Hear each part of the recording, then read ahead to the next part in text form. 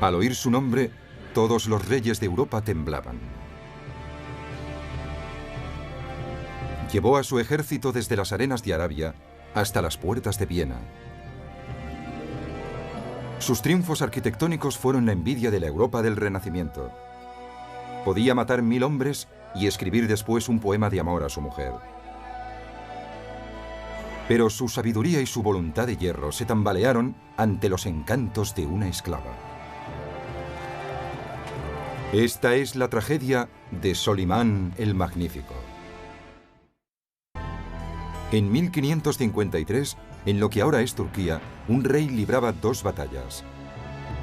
Una contra otro ejército, la otra contra su conciencia.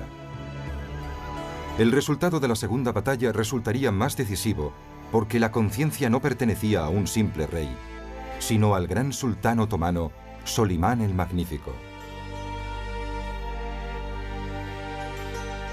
Su vasto imperio abarcaba 3 continentes, pero Solimán se preocupaba por su reino. El problema no radicaba en el campo de batalla, sino en su propio hogar. El príncipe Mustafa era el más brillante de los hijos de Solimán y el favorito del ejército. Casi todos esperaban que él fuera el siguiente sultán a la muerte de su padre, lo mismo que el propio Mustafa.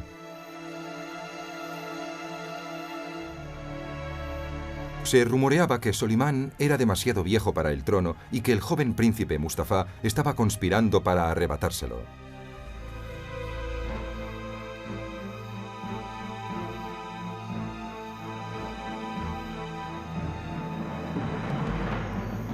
Solimán pidió a su hijo que se reuniera con él.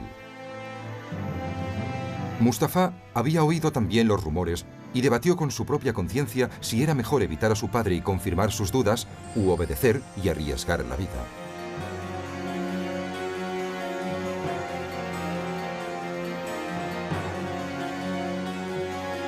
El ejército esperó el resultado de la reunión. ¿Un encuentro familiar o un encuentro que acabaría manchado de sangre?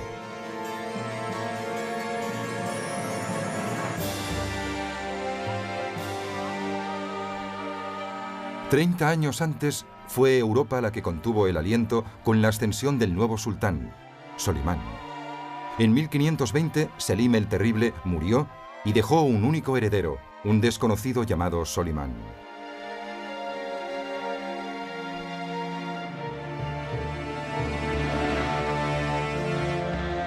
El padre reinó solo 8 años, 8 sangrientos años.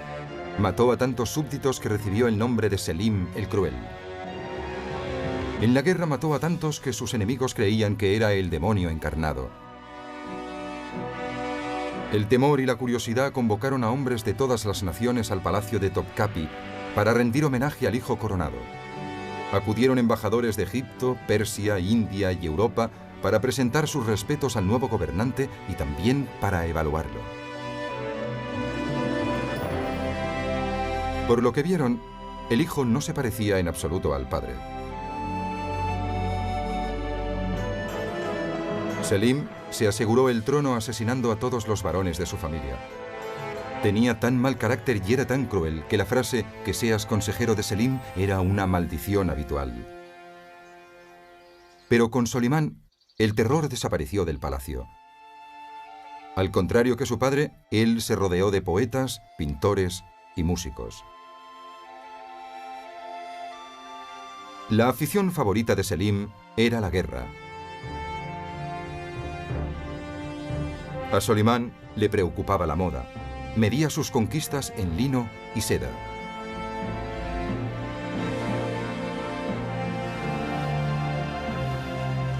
Selim profería amenazas coléricas contra sus enemigos al otro lado de las fronteras orientales y occidentales y las cumplía sin piedad. Por el contrario, Solimán parecía un hombre de paz. Un embajador escribió: "Todos los hombres coinciden en que un cordero manso ha sucedido a un león fiero. Solimán es joven, inexperto, cualidades que hacen presagiar un periodo de paz". Llamado así en recuerdo de Salomón, el rey sabio venerado tanto por los cristianos como por los judíos y los musulmanes, El joven Solimán empezó su reinado intentando hacer honor a su tocayo. Vació las cárceles de su padre, despidió a los burócratas corruptos y recompensó a la Guardia Real por su lealtad.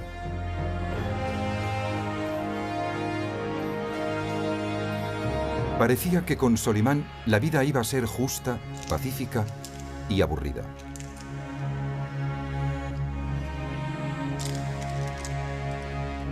Entonces promulgó una proclama que no dejaba lugar a dudas. A cambio de esa indulgencia exigía lealtad. Con la creencia de que de todos los males los conocidos son los menores, exigió a todos y cada uno de los súbditos de sus vastas y remotas tierras que le declararan fidelidad.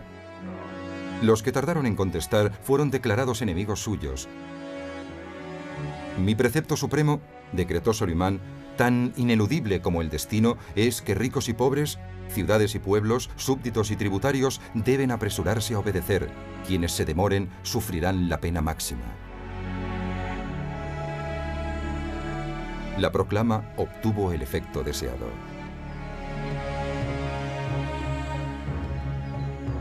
A los 3 meses estalló una rebelión en el ejército. Solimán ordenó ejecutar a los rebeldes, incluso mató a 3 de ellos con sus propias manos.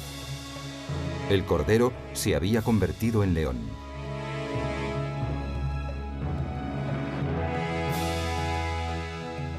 Poco después, el gobernador de Siria se rebeló contra el imperio. Solimán mandó decapitar a los cabecillas y quiso recibir prueba de ello personalmente.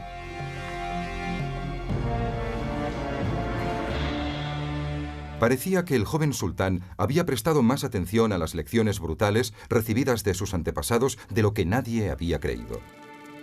La herencia de Solimán se remontaba a Osmán, un jefe guerrero de una temible tribu islámica. Otomano significa, de hecho, la casa de Osmán. Los otomanos, que surgieron en Turquía hacia el año 1300, se lanzaron sobre una de las reliquias de Roma: el Imperio Bizantino. Constantinopla, la capital bizantina, se convirtió en el último bastión de la cristiandad en Oriente. En 1453 los otomanos la atacaron. Tras un largo y duro asedio, la ciudad capituló. Constantinopla se convirtió en la nueva capital del Imperio Otomano, Estambul. La gran basílica cristiana de Santa Sofía se transformó en una mezquita. Los soldados de Alá se habían apostado a las puertas de Europa. Y ahí se quedaron. Durante 100 años, el reino de Hungría bloqueó su camino a nuevas conquistas. El padre de Solimán se apoderó de Egipto, Siria y parte de Arabia. Pero en Europa no consiguió superar los Balcanes. Ahora le tocaba intentarlo a Solimán.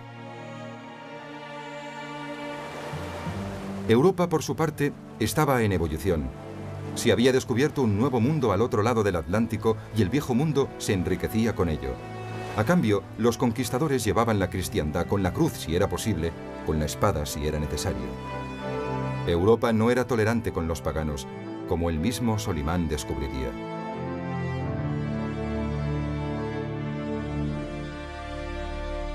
En 1521 mandó un embajador a Hungría para exigir tributo. El enviado regresó a Estambul sin nariz ni orejas.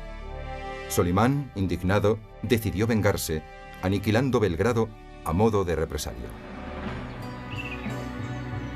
Si el río Danubio era la gran autopista de Europa, Belgrado era el peaje.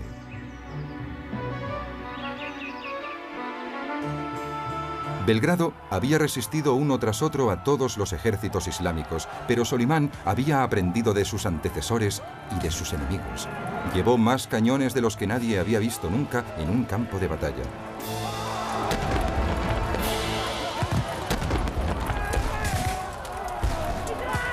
Cuando los antepasados de Solimán fracasaron en la conquista de Belgrado, Europa dio por sentado que la ciudad era inexpugnable.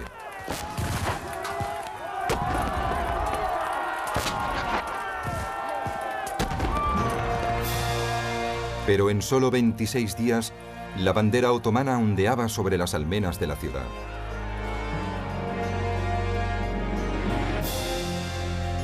El sultán había derribado la puerta de Europa.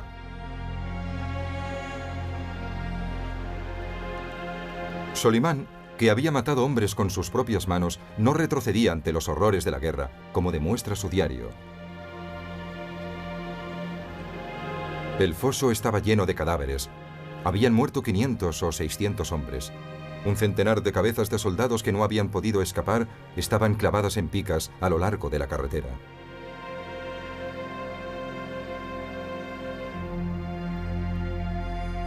Un año después, Solimán lanzó una nueva campaña contra los caballeros hospitalarios de San Juan en la isla de Rodas.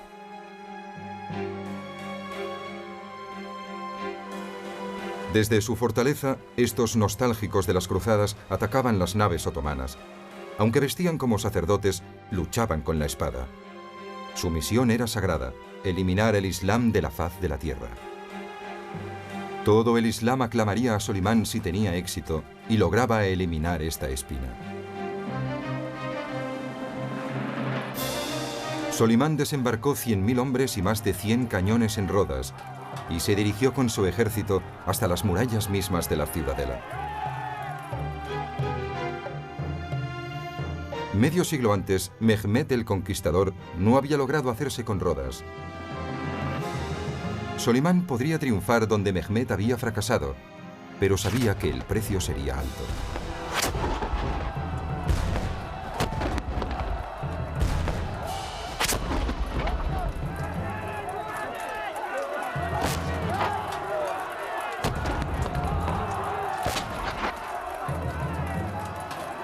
No podía imaginar exactamente cuánto.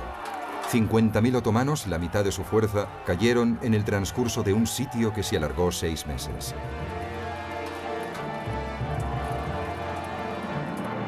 A los hospitalarios de San Juan se les acababa el tiempo. Ante la escasez de pólvora y alimento, su gran consejo se reunió y accedió finalmente a negociar. Pero Solimán no tenía ninguna intención de negociar.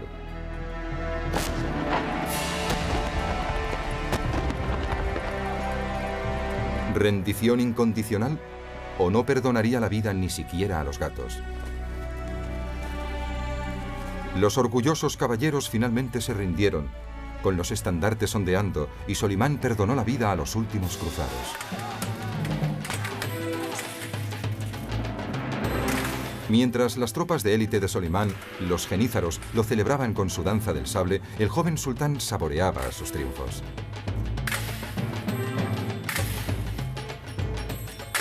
Sultán, desde hacía solo 2 años y sin haber cumplido aún los 30, había tomado la fortaleza de Belgrado, derrotado a un ejército cruzado y obtenido el control de la mitad del Mediterráneo.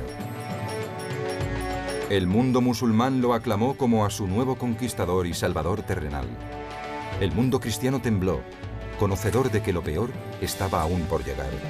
El propio Solimán no podía saber lo alto que podía llegar, ni lo dura que sería la caída.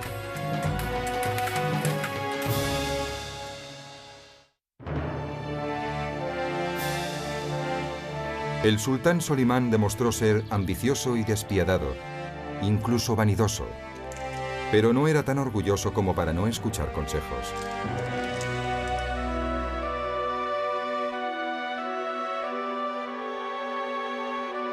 Solimán depositó más confianza en sus consejeros que ningún otro sultán antes que él.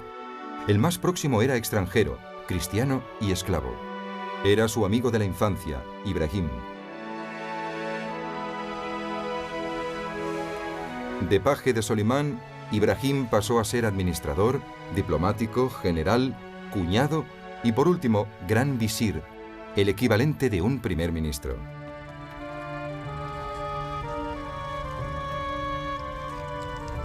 En 1524 estalló una rebelión en el lejano Egipto. El jefe rebelde era el gobernador, decepcionado porque Solimán no lo había nombrado gran visir. El gobernador se nombró a sí mismo sultán de Egipto, pero los genízaros de El Cairo se mantuvieron leales a Solimán. Pronto estalló una revuelta contra los propios rebeldes y el gobernador murió asesinado. Solimán envió a Ibrahim a El Cairo a restablecer el orden. Llegó al mando de un impresionante ejército. La ciudad no opuso resistencia y recibió a Ibrahim como a un liberador.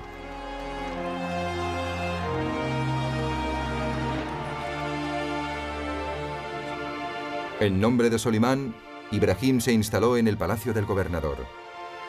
Promulgó leyes que significaron la paz, redujo los impuestos, liberó prisioneros y, para no correr riesgos, ejecutó a los cabecillas de la rebelión.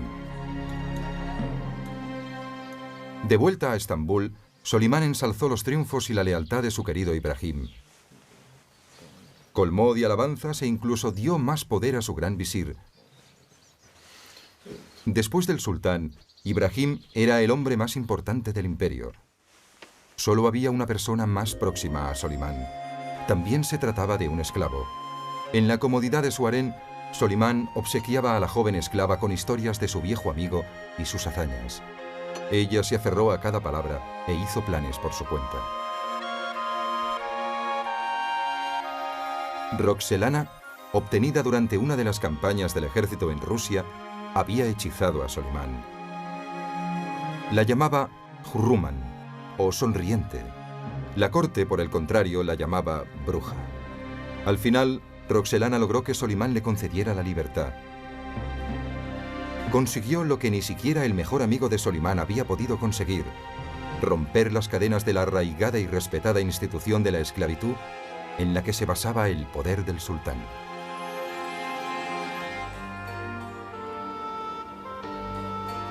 Según Maquiavelo, que vivió a 2 imperios de distancia, el Imperio Otomano estaba gobernado por un hombre. Todos los demás eran siervos suyos. Aún así, Solimán no podía gobernar solo el imperio más grande del mundo.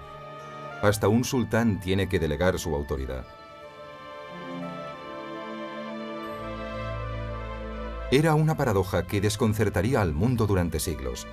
La inmensa mayoría de quienes ejercían el poder en nombre del sultán eran esclavos. Raptados desde niños e inmersos en un ambiente de veneración hacia el emperador, aprendían pronto que sus oportunidades para mejorar su estado eran superiores a las de los ciudadanos otomanos y sus compatriotas. Los que eran luchadores formaban la columna vertebral del ejército de mayor prestigio de Europa y la mejor arma del imperio, los legendarios genízaros. El sultán recaudaba un impuesto en todos los hogares cristianos situados dentro de las fronteras del imperio. El pago, uno de sus hijos. Los muchachos cristianos llevados a Topkapi como propiedad personal del sultán aprendían a ser soldados de Alá. Mientras los nobles, con condiciones para ello o no, dirigían los ejércitos europeos, los genízaros lograban los ascensos según sus méritos. Un esclavo podía llegar a ser general, una graduación que en su país de origen solo podía soñarla. El resultado de este sistema era la fuerza armada más fuerte y más leal del mundo. Sentían tal devoción por el sultán que, según se decía, podía conducir a 10.000 hombres con un hilo. Y el hilo que Solimán tenía en la mano parecía muy atrayente.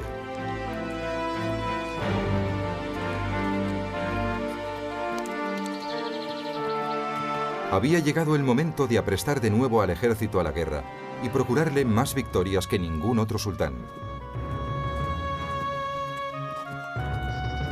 Con Belgrado y la isla de Rodas en su haber, Solimán prometió a sus genízaros ampliar aún más sus conquistas por Europa. La clave de la estrategia de Solimán era el despliegue de centenares de cañones. El cobre y el estaño se fundían para producir un bronce lo bastante fuerte como para resistir el estallido de la pólvora. Sus fundiciones ardían noche y día para fabricar cañones a una escala nunca vista.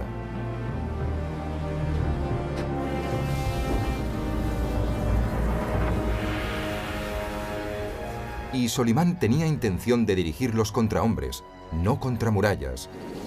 Su táctica no era nueva, pero nadie había usado nunca la artillería contra la infantería para obtener la victoria.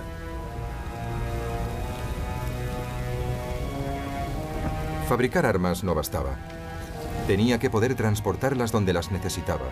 Solimán tenía medios para hacer ambas cosas. En 1526, Solimán dirigió a su ejército hacia Belgrado y mandó los cañones en barco hasta la desembocadura del Danubio para reencontrarse río arriba. En el viaje hacia el norte encontró el lugar perfecto para su trampa, una llanura inmensa llamada Mohacs. En el bosque que la rodeaba, Solimán escondió las armas y el grueso del ejército.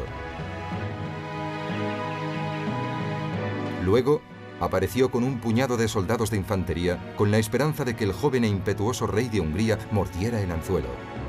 Y lo hizo. Ante el avance otomano, cerca de 40.000 húngaros atacaron como sombras en la noche.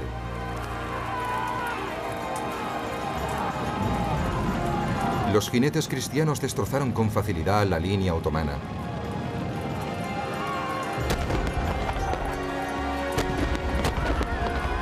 Cuando los otomanos se retiraron, los cristianos que olían la victoria los persiguieron.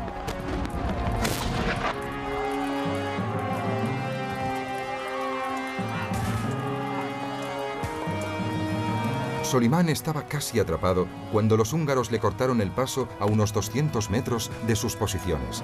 Solimán no cedió y exhortó a sus hombres a seguir luchando.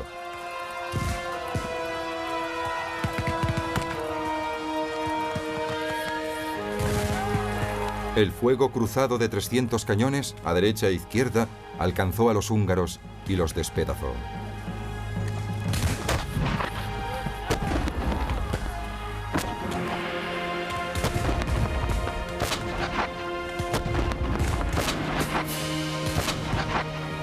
Hasta que los cañones no hubieron terminado su terrible tarea, Solimán no ordenó a sus hombres atacar.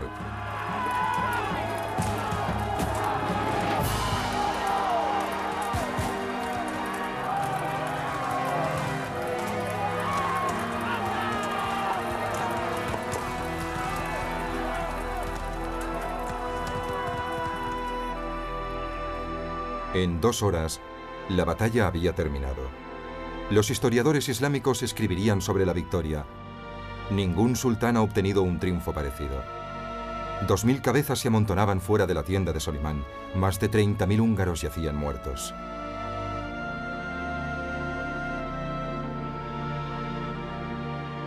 Entre ellos, un caballero imprudente de solo 20 años, el rey de Hungría. Los nobles húngaros supervivientes no tuvieron más remedio que someterse a su nuevo soberano, Solimán.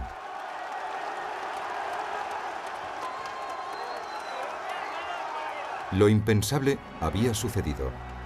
Una nación europea había sucumbido al avance del Islam. Con los húngaros vencidos, Solimán entró en Budapest, su capital. Pero sus ojos miraron aún más al oeste. Después de Mohacs, ningún ejército se atrevía a enfrentarse con él en el campo de batalla. En público, los generales europeos vilipendiaban a los infieles por usar los cañones contra los hombres. En privado, tramaban seguir su ejemplo. Sin oposición, Solimán avanzó hacia la capital austríaca, Viena. Pero el mal tiempo y los caminos enlodados redujeron la velocidad de su avance. Al final, su pesada artillería acabó costándole caro. Cuando llegó, a finales de septiembre, los aterrorizados ciudadanos vieneses habían demolido sus casas de las afueras para privarles de cobertura. Superados en número en una proporción de 4-1, los vieneses habían reforzado las murallas de la ciudad, habían bloqueado el acceso por el Danubio y se habían armado de valor para el ataque. Mientras Viena rezaba por su liberación, el resto de Europa se escondía aterrorizada.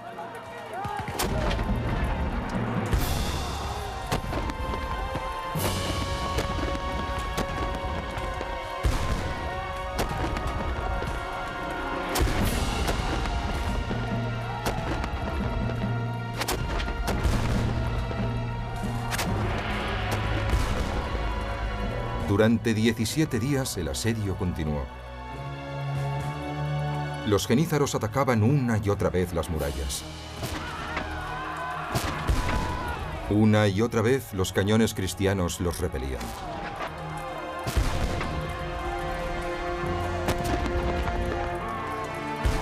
Como la lluvia y el barro habían impedido a Solimán transportar sus pesadas armas, en su lugar tuvo que confiar en sus ingenieros. Cavaron minas bajo las murallas de la ciudad y abrieron agujeros en ellas. Pero los agujeros se llenaron de cadáveres de otomanos. Al final, ni Viena ni Solimán obtuvieron la victoria. Lo hizo el invierno.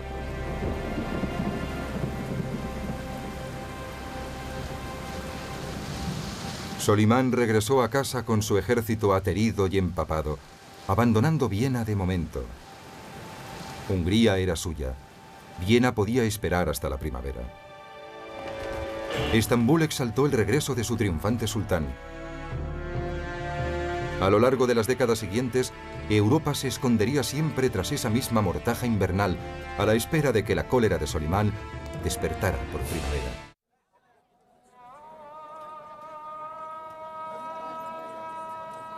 Tras cada conquista, Solimán ordenaba que una iglesia se convirtiera en una mezquita. En ella daba gracias a Alá por sus victorias.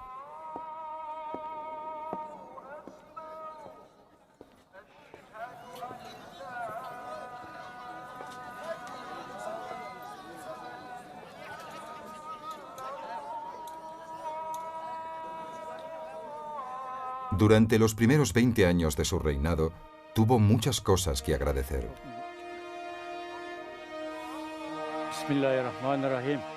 En la década de 1540, Solimán reunió tantos títulos como reinos poseía. Era sultán por la gracia de Dios, rey de reyes, rey todopoderoso de Persia, rey de Arabia, rey de Siria y de Egipto, príncipe de la Meca, señor de Jerusalén y soberano del mar universal.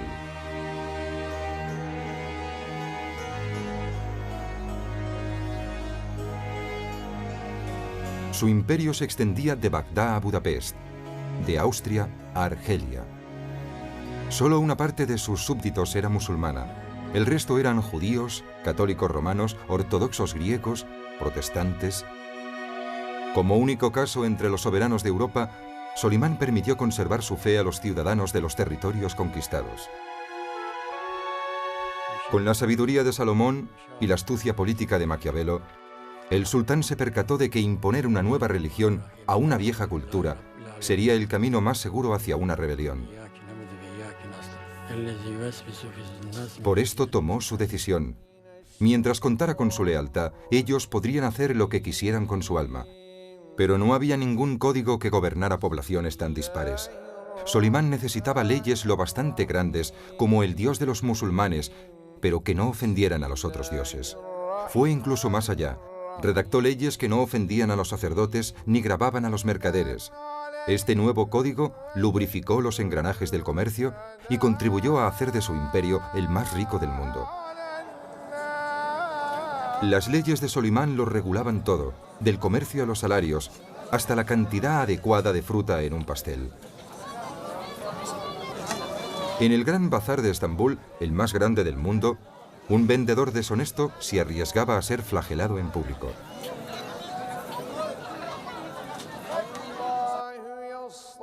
Solimán sabía que al otro lado de Europa los cristianos se quemaban unos a otros en la hoguera por adorar al mismo Dios de distinto modo.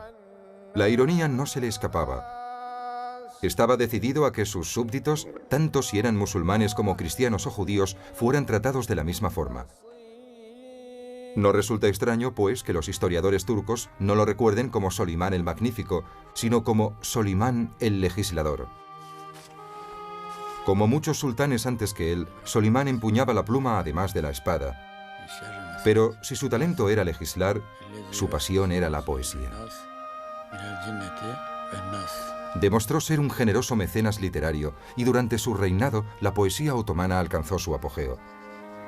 El mismo Solimán escribió más poemas que ningún otro sultán, decenas de ellos dedicados a su esposa. Roxelana, que ya se había ganado su corazón, iba a gobernar también su mente. Pronto aprendió que la vida en Topkapi se regía según los caprichos de Solimán. Otras esposas habían llegado y se habían ido. La devoción de Solimán por ella jamás había flaqueado, pero no estaba dispuesta a correr ningún riesgo.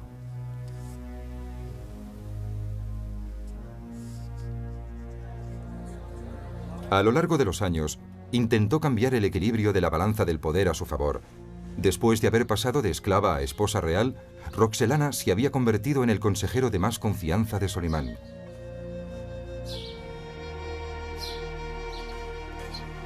Su consejo era interesado.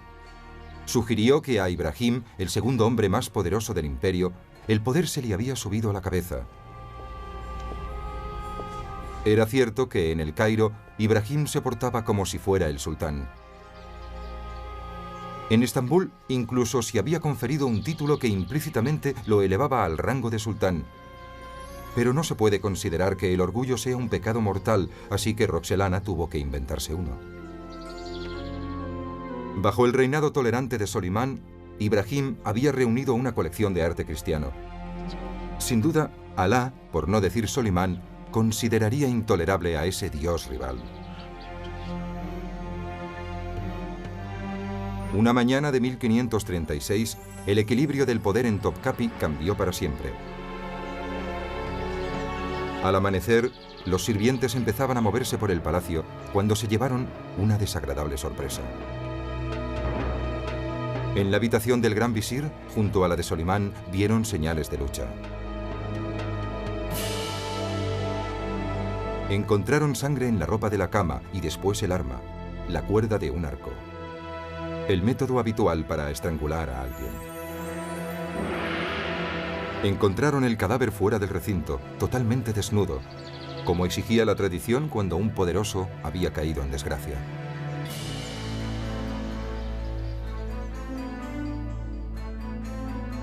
Solimán gobernaba entonces la mitad del mundo civilizado, mientras la otra mitad intentaba no enemistarse con él.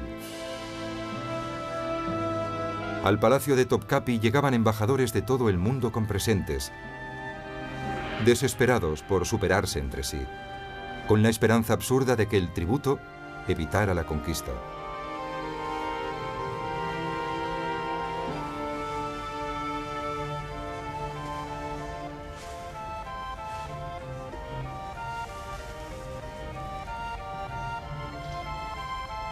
Un turbado sultán tenía la deferencia de aceptar estos regalos y veía cómo sus riquezas adquirían proporciones inimaginables. Encerrados con sus tesoros había ejemplares del Corán con incrustaciones de joyas. Cestas repletas de piedras preciosas se llenaban de polvo. Pero no era el tributo lo que evitaba que Solimán conquistara el resto del mundo. Era la distancia y el clima.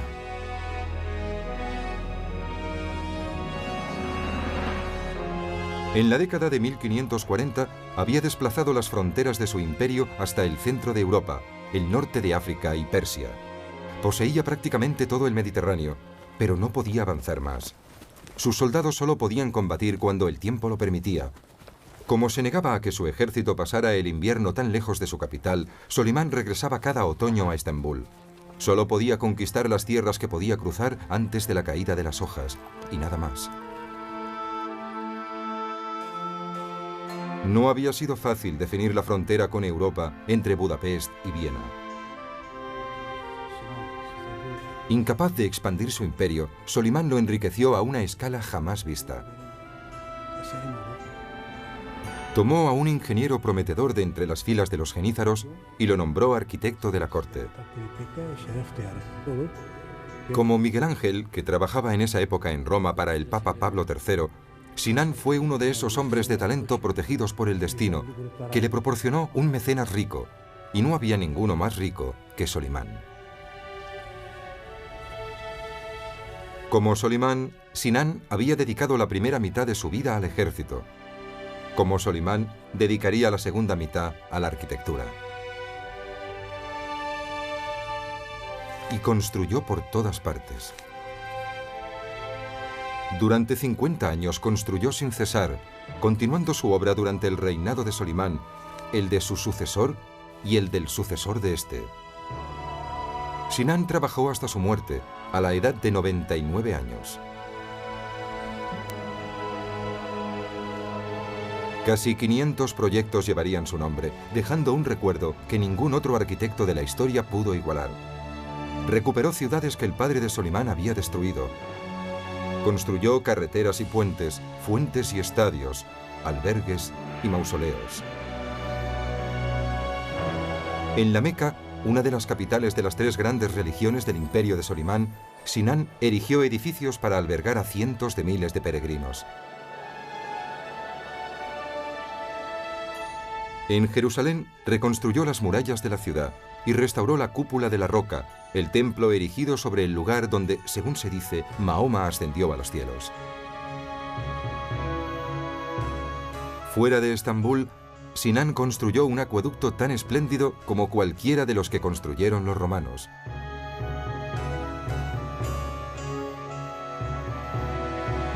Desde unas colinas alejadas, el acueducto transportaba agua potable 110 kilómetros, hasta lo que se había convertido en la ciudad más grande de Europa.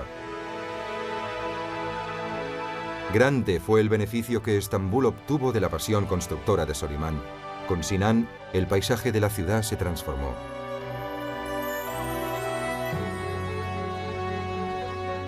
Diseñó una deslumbrante mezquita en honor del nuevo gran visir de Solimán, Rustem Pasha.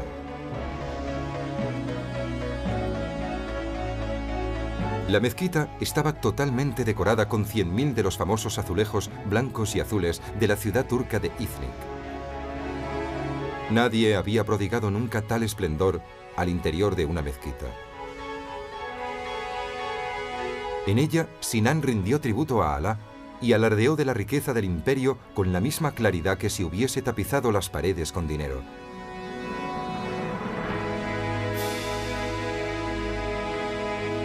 Después dibujó los planos de otra nueva mezquita, esta vez dedicada a Solimán.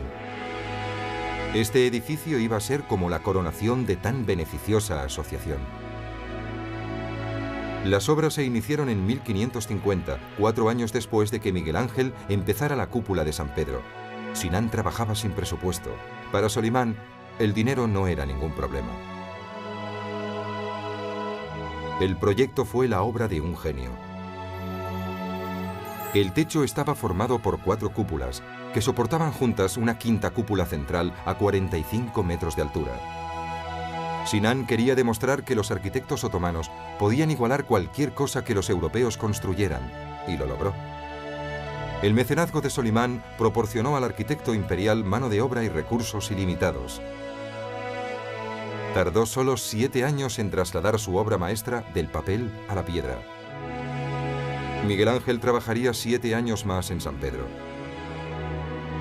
La mezquita de Solimán es mucho más que un mero lugar de culto. Es una maravilla del urbanismo. En un área de 2,5 kilómetros cuadrados se extienden hospitales, baños, facultades de medicina, ciencias y derecho. Y como correspondía, la estructura más alta de la ciudad se erigió en la colina más elevada de Estambul. Cuando mostraron la mezquita a unos visitantes de Roma, uno de ellos escribió: «En ninguna parte puede encontrarse tanta belleza, externa e interna, junta».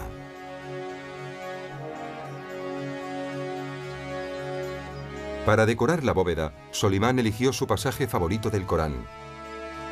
Dios es la luz del cielo y de la tierra. Es luz sobre luz. Dios guía a quien quiere hacia su luz. Pero la luz divina ya había empezado a atenuarse para Solimán el Magnífico. Los últimos años del sultán justo y piadoso iban a parecerse más a un pasaje del Viejo Testamento. Quien ha desordenado su propia casa, hereda viento.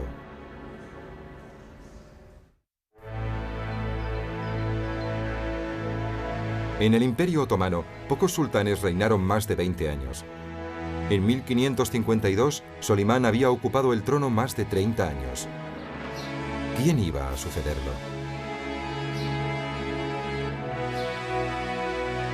Sus hijos estaban impacientes y nerviosos. Según la tradición, cuando el sultán fallecía, su descendencia luchaba por el trono hasta que había un vencedor.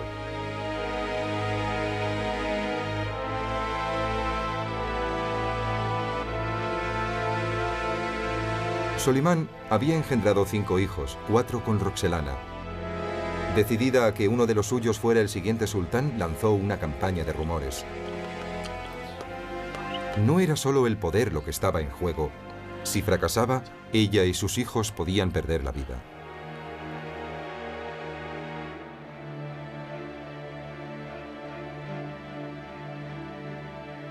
El candidato más prometedor era el mayor, el príncipe Mustafa.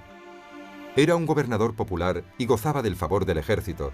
Inteligente y capaz, solo tenía un fallo: la madre equivocada.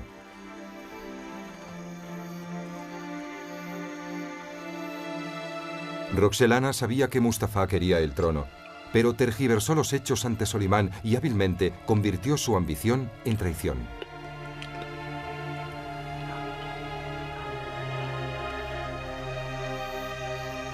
Cuando los rumores llegaron a Mustafa, se enfrentó a una crisis. ¿Sería la confianza de su padre más fuerte que la calumnia de Roxelana? No había salvado a Ibrahim, el mejor amigo de Solimán. La cuestión iba a decidirse en 1553, cuando Solimán se preparaba para entrar en guerra con Persia. Después de todas las mentiras sobre Mustafa, llegó a los oídos del sultán la mayor de todas. Le dijeron que su hijo conspiraba con los persas para derrocarlo. Solimán pidió al príncipe que se uniera con él en la campaña.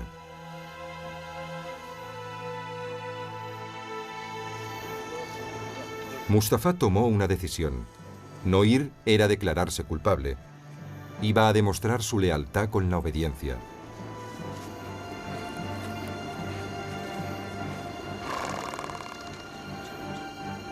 Mientras el ejército esperaba ansioso, Mustafa cayó en una trampa.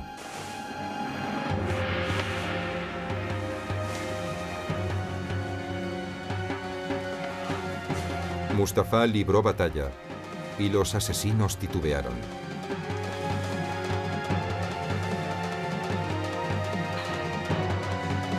Furioso por la demora, Solimán ordenó a sus hombres que acabaran el trabajo.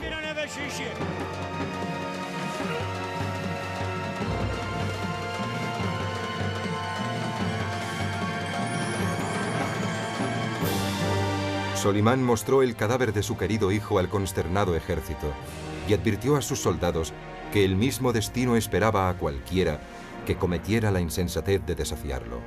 A cualquiera. El ejército lloró la pérdida de Mustafa, a quien llamaban el hijo cuya inteligencia habría aumentado la gloria de la casa imperial.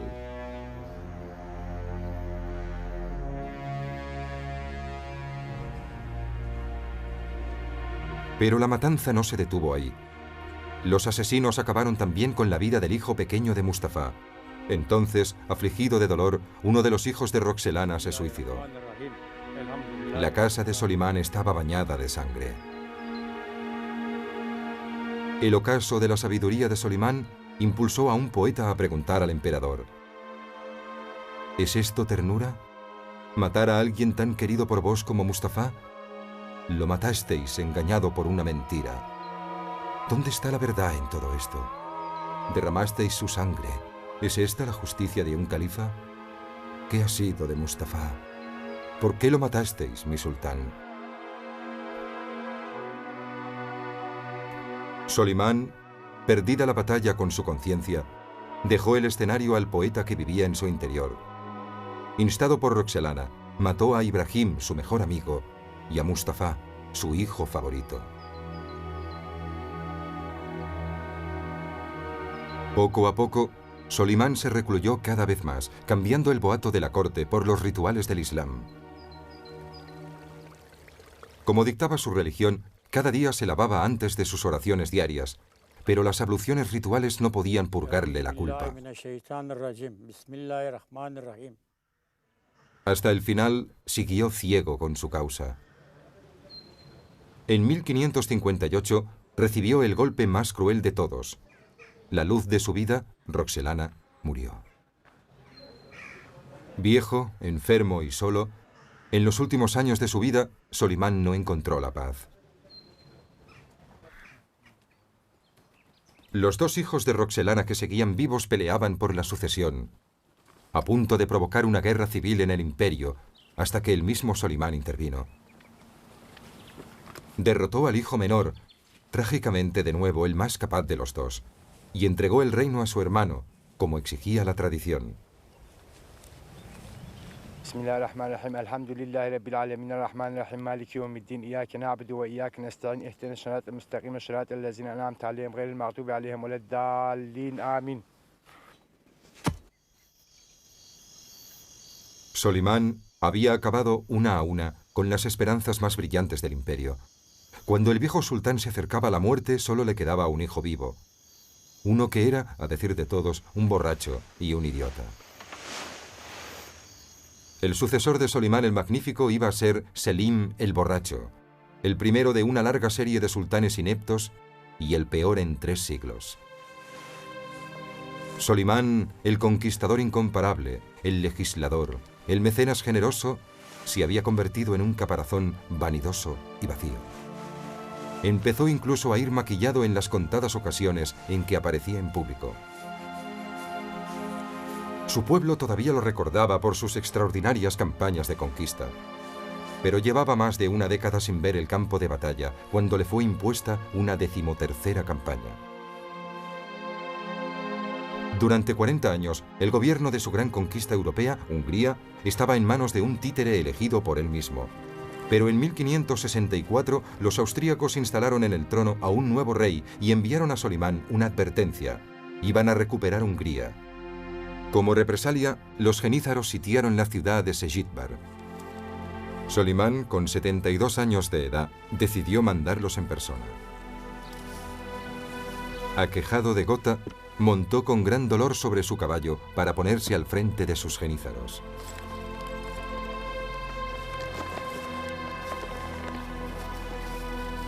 Pero la 13ª victoria iba a escapársele de las manos.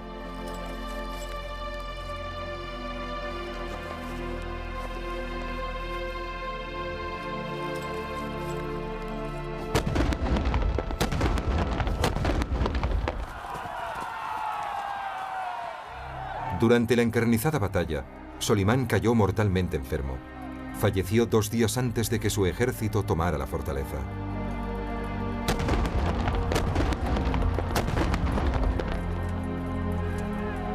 Su muerte se mantuvo en secreto.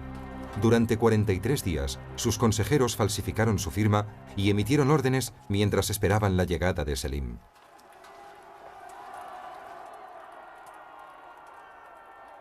Solimán ya había preparado su legado. En Estambul había encargado a los mejores pintores del imperio que dejaran constancia de los hitos de su reinado. El resultado fue uno de los ejemplos más magníficos de arte islámico. En su conjunto, el cuadro detallaba los grandes acontecimientos de una vida memorable y paradójica. Durante 50 años gobernó el imperio más grande de la época, pero permitió que una joven del harén gobernara su corazón. Se mantuvo firme frente a los mejores ejércitos que se le enfrentaron, pero mandó a unos asesinos acabar con su mejor amigo y su hijo. Impuso respeto a los reyes cristianos y suscitó el desprecio de sus propios poetas islámicos. Convirtió el palacio de Topkapi en una de las cortes más ricas del mundo y dilapidó los frutos de su legado. Reconoció y cultivó el talento artístico como ningún otro sultán antes o después que él, pero no supo reconocer la traición en su propia casa. El corazón de Solimán fue enterrado en Hungría, en Mohacs, el escenario de su mayor victoria. Su cuerpo recibió sepultura en la gran mezquita que lleva su nombre. Su legado permanece tan grande y trágico como su vida. Sus huellas artísticas y legislativas todavía perduran en el mundo. Nadie se elevó tan alto como Solimán el Magnífico.